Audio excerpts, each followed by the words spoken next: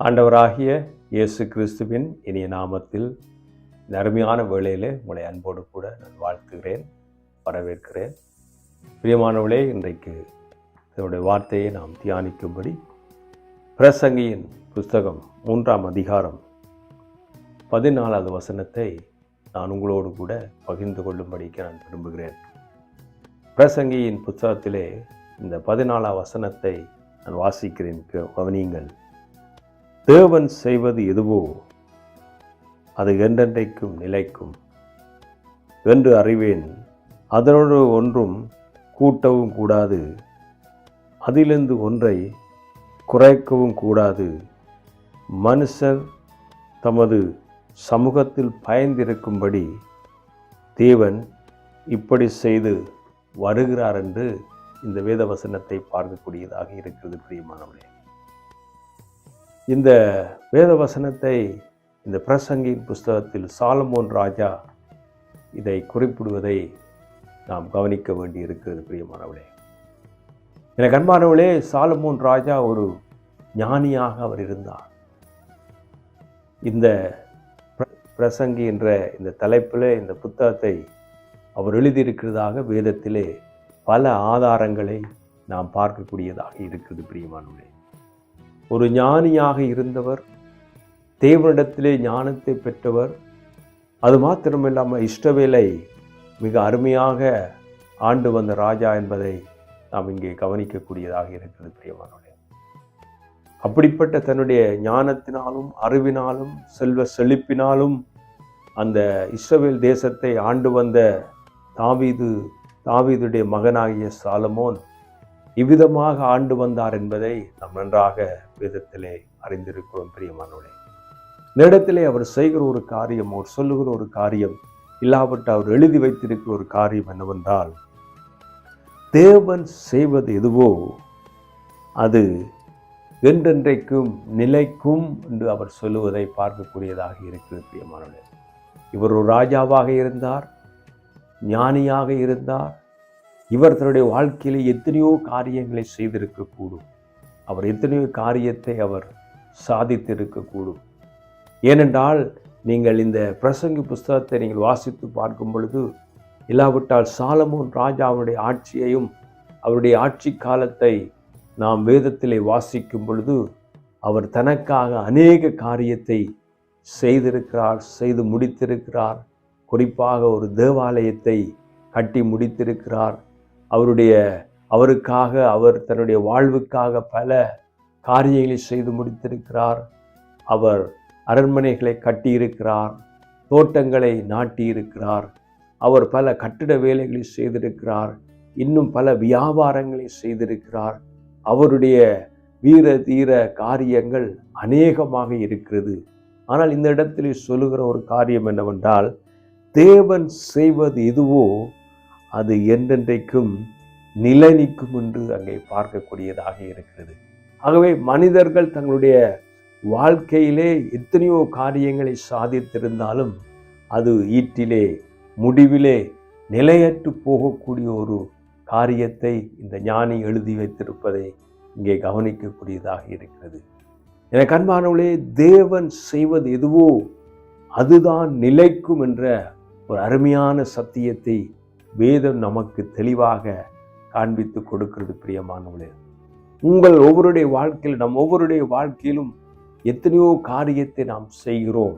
ஆனால் தேவன் நம்முடைய வாழ்க்கையிலே அந்த காரியத்தை செய்வாராயிருந்தால் அது நிச்சயமாக நிலைக்கும், நிலைத்திருக்கும் என்பதை இங்கே பார்க்கக்கூடியதாக இருக்கிறது.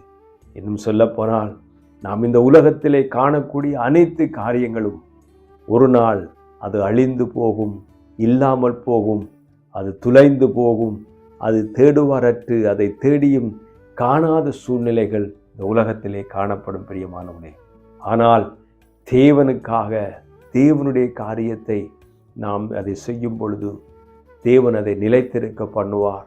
அது மாத்திரமில்லாமல் அதனாலே கர்த்தர் மகிமைப்படுவதாக, தேவன் மகிமைப்படத்தக்கதாக இருக்கும் என்பதை பார்க்கக்கூடியதாக இருக்கிறது. ஆகவே தேவன் செய்வது எதுவோ அதுதான் நம்முடைய வாழ்க்கையிலே நிலைத்திருக்கும் என்பதை இங்கே பார்க்கக்கூடியதாக இருக்குது. இந்த வசனத்தை அவர் முடிக்கின்ற பொழுது எப்படி சொல்லுகிறார் என்றால், தமது சமூகத்தில் பயந்திருக்கும்படி தேவன் இப்படி செய்து வருகிறார் என்பதை பார்க்கக்கூடியதாக இருக்கிறது. ஆகவே மனிதர்கள் தேவனுக்கு பயந்து தேவ சமூகத்தில் நாம் காத்திருக்க வேண்டியது மிகவும் அவசியமாக இருக்கிறது. நாம் நம்முடைய செய்கைகள் ஒவ்வொன்றுக்கும் பின்பதாக தேவன் இருக்கிறார், தேவன் அதை கவனிக்கிறார், தேவன் நம்முடைய செய்கைகள் ஒவ்வொன்றையும் உற்று நோக்கி பார்க்கிறார் என்ற பயம் நம்முடைய வாழ்க்கையில் இருக்க வேண்டியது மிக அவசியமாக இருக்கிறது.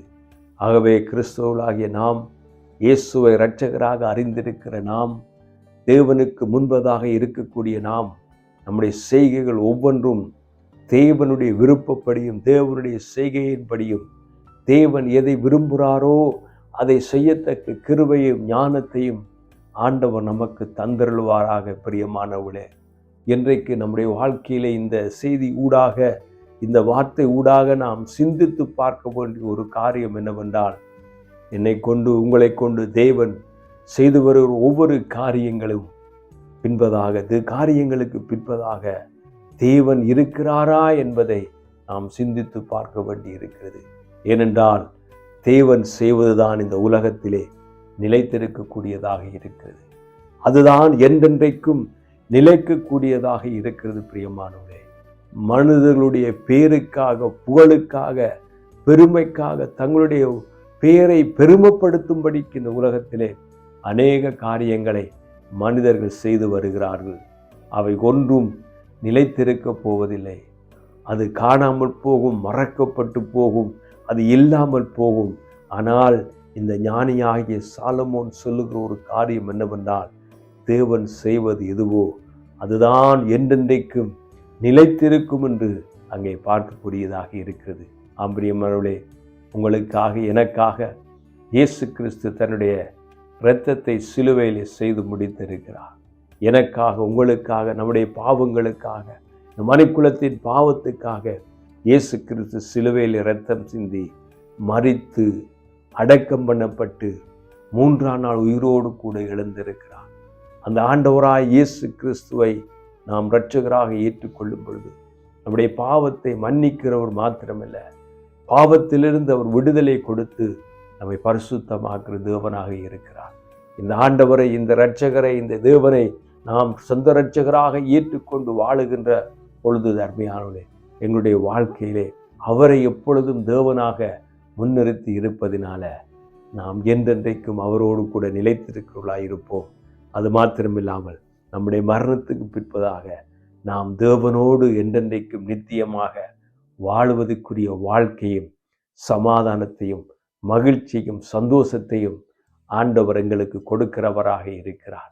என்னை கேட்டுக்கொண்டிருக்கிற அருமையான சகோதரி சகோதரியே, இந்த வீடியோவை பார்க்கிற என் அன்பு நண்பர்களே, என் அருமை சகோதரி சகோதரியே, இந்த அருமையான இந்த வேளையிலே உங்கள் வாழ்க்கையிலே ஆண்டவராகிய இயேசு கிறிஸ்துவை இரட்சகராகவும் ஆண்டவராகவும் உங்கள் இருதயத்திலே நீங்கள் ஏற்றுக்கொள்வீர்களானால் அவர் கொடுக்கிற சமாதானத்தையும், இயேசு கொடுக்கிற பாவ மன்னிப்பையும், இயேசு கொடுக்கிற நித்திய வாழ்வையும் நாம் அனுபவிக்கக்கூடியதாக இருக்கும். இந்த உலகத்திலே, இந்த வாழ்விலே நாம் இயேசுவை இரட்சகராக ஏற்றுக்கொள்ளும் பொழுது நித்திய வாழ்விலே அவரோடு என்றென்றைக்கும் வாழக்கூடிய ஒரு வாழ்வை இந்த உலகத்திலே, இந்த மாமிச சரீரத்திலே ஆண்டவர் நமக்கு கொடுக்கிறவராக இருக்கிறார். அன்றைக்கு நாம் பார்க்கின்ற பொழுது இந்த பிரசங்கி புஸ்தகத்தை எழுதிய சாலமோன் ராஜா ஒன்றை அறிந்து கொண்டார். அவர் ராஜாவாக இருந்தவர், அவர் எத்தனையோ காரியங்களை செய்து முடித்தவர். அவர் ஒன்றை அறிந்து கொண்டார், தேவன் செய்வது எதுவோ அதுதான் நிலைத்திருக்கும் என்பதை, அதுதான் என்றென்றைக்கும் நிலைத்திருக்கும் என்பதை அறிந்து கொண்டது போல உங்களுடைய இந்த வாழ்விலே நீங்கள் இரட்சகராக இயேசு கிறிஸ்துவை ஏற்றுக்கொள்ளும் பொழுது, உங்கள் வாழ்க்கையிலே அவரை இரட்சகராக ஏற்றுக்கொண்டு அவருக்காக வாழும் பொழுது என்றென்றைக்கும் தேவன் செய்கிற இந்த காரியம் நிலைத்திருக்கும்படிக்கு, நித்தியமாய் நாம் அவரோடு வாழுவதற்கு, இந்த உலகத்தின் காரியங்கள் கொஞ்ச நாளிலே அது கடந்து போகிறது, முடிந்து போகிறது. ஆனால் நம்முடைய வாழ்வு மரணத்துக்கு பிற்பாடு நம் தேவனோடு வாழுகிற ஒரு அருமையான வாழ்வை ஆண்டவர் நமக்கு இந்த உலகத்திலே கொடுத்து வைத்திருக்கிறார். அதை இந்த உலகத்திலே நாம் பெற்றுக்கொள்வோமானால் நித்தியமாய் என்றென்றைக்கும் அவரோடு கூட இருக்க முடியும் பிரியமானவர்களே. ஆகவே எனக்கு அன்பு சகோதரியே, தேவன் செய்வது எதுவோ அதுவே என்றென்றைக்கும் நிலைத்திருக்கும் என்ற அருமையான இந்த வார்த்தையோடு கூட உங்களுக்காக நான் ஜெபிக்கும்படி விரும்புகிறேன்.